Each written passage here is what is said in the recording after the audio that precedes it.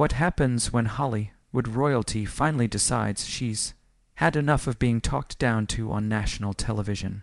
That Tuesday morning began like any other in the brightly lit studio of The View, but there was an unmistakable tension in the air, an electricity that no one could name, yet everyone subconsciously felt. The studio lights were blazing hot, reflecting off the polished table and gleaming across the faces of the hosts. As Jada Pinkett Smith settled gracefully into her seat, the atmosphere shifted in a way that made even the seasoned production crew glance toward each other, sensing that this episode would be different. What none of them knew was that a verbal demolition, unlike anything the show had ever witnessed, was about to unfold, leaving behind stunned silence, fractured egos, and a moment that would live in daytime TV history. By the time the cameras stopped rolling, one of daytime television's boldest and most outspoken hosts would storm off her own set, an exit so abrupt that social media would explode within minutes. And at the center of it all sat Jada Pinkett Smith, composed, unbothered, and unwilling to let anyone twist her narrative. If you think you've seen intense interviews before, buckle up. This confrontation would challenge everything viewers thought they understood about power dynamics, celebrity interviews, and the unspoken rules that govern live television. The morning had begun in the usual rhythm that defined The View. Joy Behar shuffled her stack of color-coded notes, her reading glasses dangling at the very tip of her nose in that signature way that made her look half-professorial, half-sarcastic observer of the world. She tapped her pen sharply against the table, giving off the familiar aura of a host ready to dissect, question, and, if necessary, corner her guest into a revealing moment. The show had spent years cultivating a reputation for tough conversations and even tougher hosts. Among them, Joy had long considered herself the sharpest blade. She had verbally sparred with politicians, challenged actors, and grilled business titans without breaking a sweat, walking away from each encounter with that unmistakable smirk of victory. "Our next guest needs no introduction," Joy declared confidently, turning toward the camera with a practiced smile. Her voice carried that unmistakable New York edge, the tone that had made her both beloved and feared. "She's an actress, producer, and recently an author, someone who has never shied away from controversial topics. Please welcome Jada Pinkett Smith." The crowd erupted into applause as Jada stepped onto the set.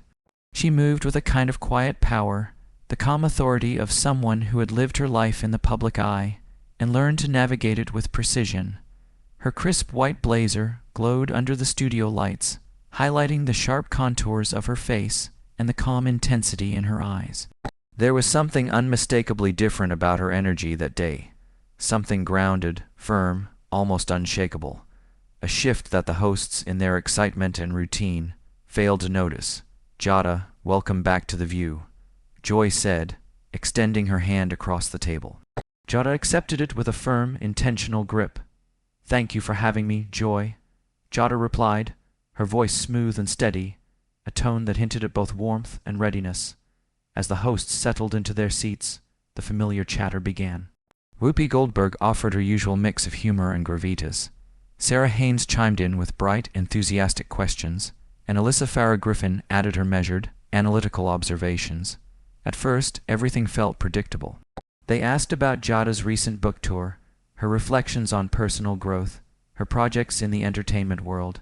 Jada answered thoughtfully, her responses clear, articulate, and layered with the kind of insight that came from years of self-reflection.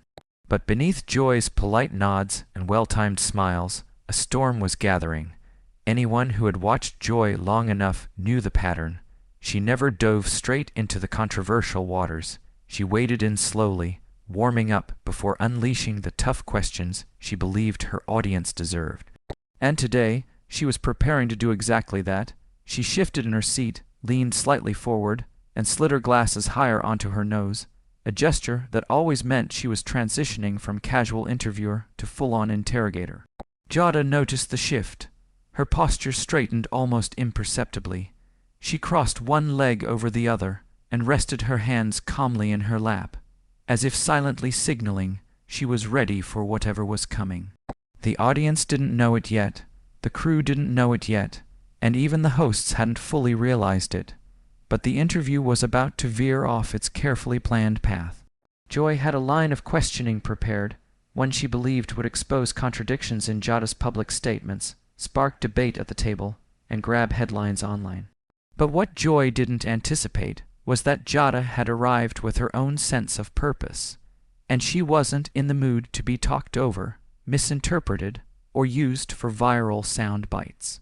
Every camera in the room adjusted slightly, focusing in, almost as if the machines themselves sensed the tension building. And though the exchange was only beginning, it already had the weight of something monumental, something that would echo long after the applause faded and the credits rolled. What happened next would ignite an on-air confrontation that daytime television would be dissecting for years to come. Joy leaned forward in her chair, the studio lights catching the sharp glint in her eyes, the same predatory gleam viewers had come to recognize over the years, a look that promised trouble for whoever sat across from her. Her voice slipped into that deceptively casual tone she used right before delivering a blow. "So, Jada," she began, drawing the name out as if savoring it, "let's talk about the elephant in the room. Your marriage has been, shall we say, unconventional." A hush rippled through the studio audience. It wasn't silence exactly, but a collective tightening, the kind that happened when everyone sensed a shift when harmless daytime talk, show chatter, threatened to turn into something far more volatile.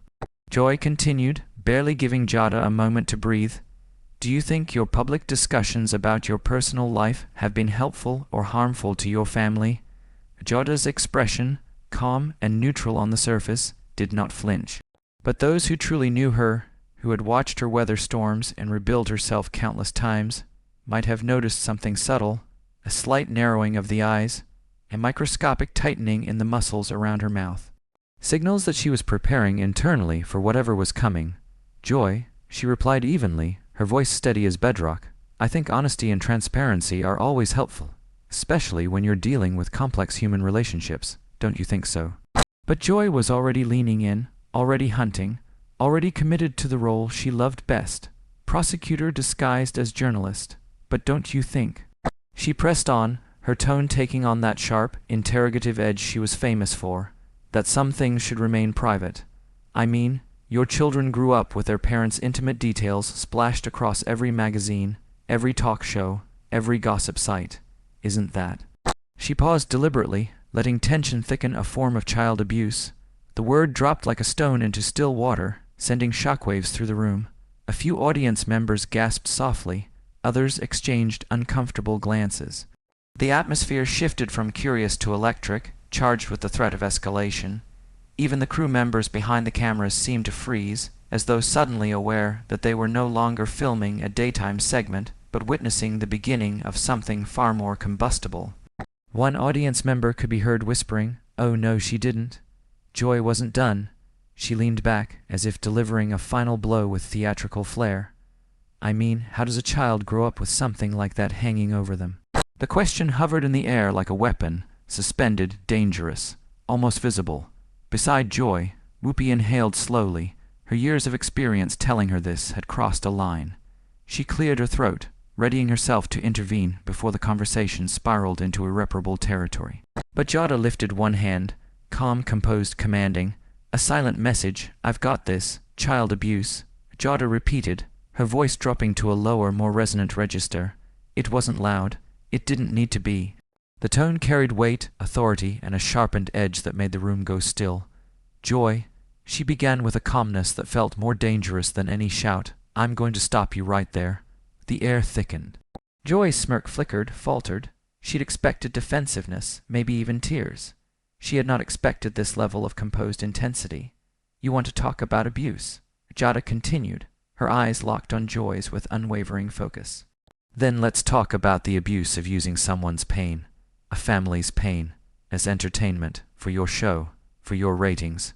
A murmur spread through the audience, not shock exactly, but recognition, like people realizing they had just witnessed the moment the power in the room shifted hands. Joy opened her mouth, but no words came out for a beat too long. Her facade cracked just slightly, enough for the cameras, zooming in gleefully, to capture the exact moment the advantage slipped away from her. "I'm simply asking the questions that our viewers want answered." Joy managed at last. She straightened her posture, trying to reclaim the authority she felt slipping. That's what journalism is about, Jada. Asking the hard questions. Journalism. Jada repeated, and this time the laugh that escaped her lips was completely devoid of humor. It was sharp, clean, surgical, a laugh that said, "Don't play with me. Is that what you call this, Joy?" she asked. "Because from where I'm sitting, it doesn't look like journalism. It looks like a woman who has never had the courage to be vulnerable in her own life trying to shame another woman for having that courage." A collective "oh" rolled across the audience, low but unmistakable. Camera operators were practically dancing nows, zooming in on Jada's unshakable calm, on Joy's flushing face, on the crackling tension threading between them. Joy blinked, her composure thinning with every passing second. Her cheeks reddened. Whether from anger or embarrassment it was impossible to tell, but the effect was the same. She looked cornered. "Now wait just a minute," Joy snapped, losing the polished restraint she'd worn like armor for decades. "I've been in this business for—" But she didn't finish the sentence, because the moment she raised her voice, it became clear to everyone watching, live in the studio and at home, that she wasn't the one guiding the conversation anymore. She wasn't the one in control. Her authority, so carefully cultivated over years of being the tough one, the fearless one, the one who said what others wouldn't, was unraveling in real time. Jada didn't need to say anything else. The look on her face said it all. Experience doesn't excuse cruelty, and I will not let you rewrite my life into a punchline. The entire studio felt it. The shift, the recalibration, the moment a guest became the one holding the reins. And for once, Joy seemed to understand it too. The words sliced through the studio like a knife. A few audience members gasped. Others leaned forward, sensing the shift in energy. Joy's voice carried an edge sharper than usual, an edge sharpened not by curiosity, but by pride, irritation, and something dangerously close to insecurity. "Hollywood princess." Jada's eyebrows shot up. Her reaction wasn't loud or dramatic. It was subtle, deliberate, almost amused. And then she smiled, a slow, unsettling smile that spread across her face like a warning sign. It wasn't warm, friendly, or polite. It was the kind of smile that appears moments before a storm, the kind of smile a person gives when they've finally decided they're done playing nice and done being underestimated. "Joy," Jada said softly, almost gently, "let me tell you something about princesses." Joy blinked, confused but defensive, bracing for impact. "Real princesses," Jada continued, her voice steady as steel, "don't hide behind their crown when they're scared. They face their fears head on." The room shifted. Even the camera seemed to inch closer. "What's that supposed to mean?" Joy demanded, but her voice cracked ever so slightly. It was the crack of someone who asked a question, but already regretted hearing the answer. Jada leaned back in her chair, settling comfortably, as if the tension in the room nourished her rather than intimidated her. She crossed her legs. Her posture relaxed in a way that only made her next words hit harder. "It means," she said slowly, "that for all your tough talk, all your aggressive questioning, for all the times you've tried to corner people on this show, you've never once had the guts to examine your own life with the same scrutiny you demand from your guests." The studio froze. The words hit Joy like a physical shove. Her mouth opened, then closed, then opened again, like she was searching for a comeback, but couldn't find one that didn't sound weak, defensive, or embarrassingly off point. The other hosts were statues. Alyssa's hands hovered awkwardly in the air. Sarah glanced helplessly at a producer behind the camera. Even Whoopi, usually the calm anchor in moments like this, looked momentarily thrown off balance. The studio audience was silent, not quiet. Silent, the silence you could hear. The silence that made the hum of the overhead lighting sound like a warning siren. "Excuse me," Joy finally whispered, her voice trembling with a mixture of disbelief and fury. "You heard me perfectly," Jada replied, still calm, still conversational, as if she hadn't just dropped a verbal grenade in the middle of daytime television.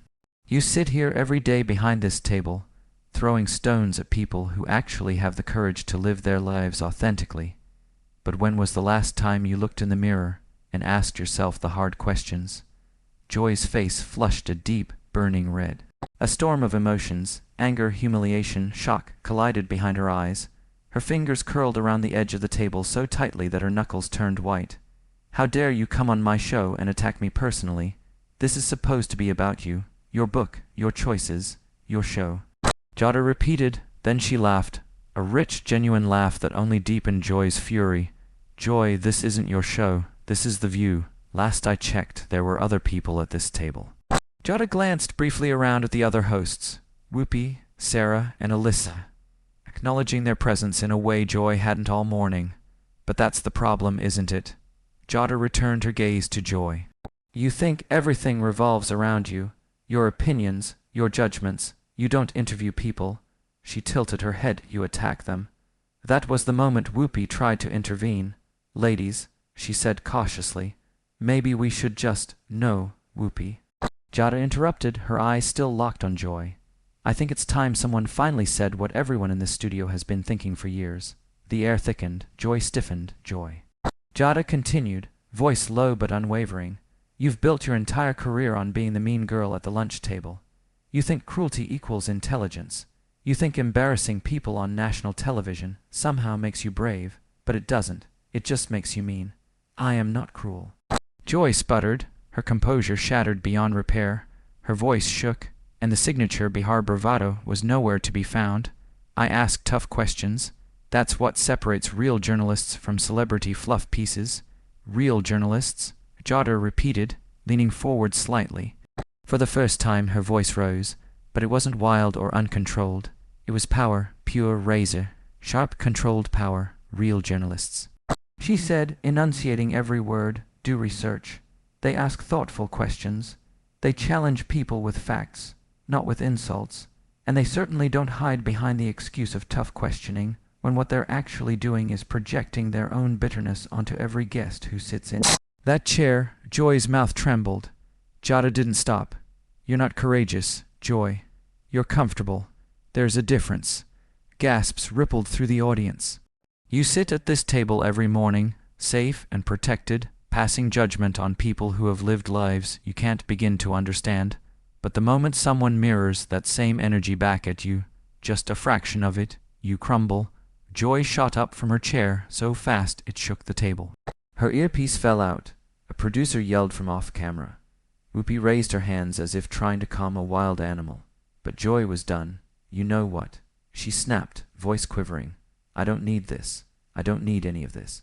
She grabbed her cue cards and stormed off the set, camera still rolling, audience stunned into silence, hosts frozen in disbelief. Jada remained seated, calm, composed, unbothered. The storm had passed. And she was still standing. They don't ambush their guests with accusations of child abuse because they think it'll make good television. The moment the words left Jada's mouth, a shockwave rippled through the studio. Several audience members gasped.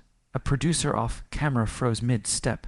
Even the warm studio lights suddenly felt too bright, almost oppressive. The accusation was enormous, and the fact that Jada said it with such calm, unwavering clarity made it land even harder. Joy shot to her feet so suddenly that her chair rolled backward across the polished floor, hitting the wall with a loud metallic clatter. Sound echoed like a gunshot. Her eyes were wide, furious, and for the first time that morning, frightened. "I don't have to sit here and listen to this," Joy shouted. Her voice had lost all of its practiced television cadence. It was raw, panicked, desperate. "Actually," Jada replied, still seated, still composed, "you do." The room went still. Jada didn't raise her voice. She didn't lean forward aggressively. She didn't match Joy's anger. She didn't need to. Her silence, her poise, her confidence, that was more powerful than any shout. "Because for once in your life," Jada continued, "you're not in control of this conversation." Joy froze, halfway turned as though ready to storm off again, but something in Jada's tone, steady, grounded, unshakable, held her in place. "You wanted to play hardball," Jada added, lifting her chin slightly. "Well, congratulations. You finally found someone who knows how to swing the bat." In the control booth, chaos erupted. Producers yelled over each other. Camera operators scrambled to adjust focus. Every camera lens locked onto the two women like they were witnessing a championship fight. The director, who had spent years dreaming of a groundbreaking moment, was probably having the greatest day of his career. Every twitch on Joy's face, every tremble in her hands, every bead of sweat gathering at her hairline. Nothing escaped the cameras. You know what your problem is, Joy. Jada said, her voice shifting into something strangely gentle, almost therapeutic. You're so desperate to be relevant, to be seen as this fearless truth. Tell her that you've forgotten the difference between being brave and being a bully. I am not a bully. Joy snapped, but the word bully broke as it left her mouth. It cracked in the middle, exposing something fragile beneath. Jada tilted her head. Really? A single word, but delivered with surgical precision. Then explain to me, Jada continued, how cornering someone about their family trauma on live television isn't bullying. Joy's breath hitched. Explain how asking a mother if she's abusing her children isn't bullying. Joy stepped back. If physically struck, explain how you justify using someone's pain, someone's deepest wounds, as entertainment for your audience. Joy opened her mouth, prepared to fire back, but Jada calmly lifted a hand, and in a moment that shocked absolutely everyone, Joy actually stopped talking. Silence engulfed the studio, not an ordinary silence, but one so heavy it felt like a weight pressing on every chest in the room. I'll tell you what I think, Jada said, leaning forward just enough for the cameras to catch the subtle shift. I think you're jealous. The word hung in the air like smoke. Jealous, Joy's voice shot up several pitches. It cracked again, but this time the cracks were jagged, unrestrained. All pretense of television polish had evaporated. Jealous of what? Of your messy marriage. Of your public humiliation. There it was, a low blow, a reckless swing, the kind of comment even her co-hosts wouldn't have dared to touch. Sarah covered her mouth. Alyssa closed her eyes in embarrassment. Whoopi muttered, "Oh, Lord," under her breath. Jada didn't flinch. Instead, she exhaled slowly and said, "There it is." Her voice wasn't loud, but it carried across the entire studio with chilling clarity. For a moment, everything else stopped. Time slowed. Even the audience sensed the shift. This wasn't the celebrity Jada anymore. This wasn't the talk show guest. This was the woman behind all the headlines, all the memes, all the public scrutiny, and she was done hiding. There's the real Joy Behar. Jada continued, not the witty host, not the political commentator, not the sharp interviewer. The real Joy, the one who takes people's worst moments and throws them back in their faces when she feels cornered. Joy stood frozen, her chest rising and falling with uneven breaths. You hide behind tough questions like they're some kind of shield, Jada said, but the truth is, you use your platform to avoid looking at your own pain, your own insecurities, your own regrets. A hush fell so deep it felt like the studio itself was holding its breath. You mock vulnerability because you're afraid of it, Jada said softly. You ridicule authenticity because it reminds you of everything you've never allowed yourself to feel. Joy's face contorted anger, shame, confusion, all battling for dominance. You think asking someone about their trauma makes you a journalist? Jada asked. No. It just exposes how terrified you are of facing your own. Joy took a shaky step forward, then another, her jaw trembling. Stop, she whispered, voice cracking like fragile glass. Just stop. But Jada wasn't attacking. She wasn't shouting. There was no venom, only truth. You came at me first. Jada reminded her. You called me a Hollywood princess. You tried to put me in a box you thought I wouldn't be able to break out of. But here's the thing, Joy. She leaned back, completely calm again. You misjudged me. Joy swallowed hard. Her voice had vanished, and now, Jada finished, you're realizing that the person you tried to humiliate isn't the one falling apart. The audience sat in stunned silence. Joy's hands shook. The cameras kept rolling.